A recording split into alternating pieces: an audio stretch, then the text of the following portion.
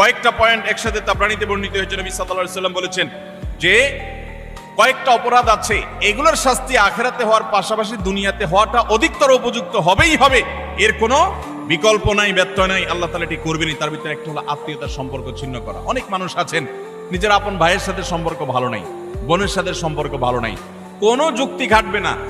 আপনার ভাই খারাপ এই যুক্তি দিবেন, বোন খারাপ সে যুক্তি না, সে খারাপ আপনি তো খারাপ হবেন না, আপনাকে তো ভালো হতে হবে। আপনি নিজে থেকে তার প্রতি সদাচরণ করার চেষ্টা করবেন, আপনি তার সাথে নিজে থেকে উইলিংলি মিশতে যাবেন, তার কল্যাণ চাইবেন, তার জন্য দোয়া করবেন। হ্যাঁ, তার সাথে মিশতে গেলে সে ক্ষতি করে, সে মামলা মোকদ্দমা করে, সে শত্রুতা করে, তাহলে ভিন্ন কথা, আপনি যান বাঁচানোর জন্য দূরে থাকতে পারবেন। কিন্তু আত্মীয়তার সম্পর্ক রক্ষা করা সুন্নত না নফল?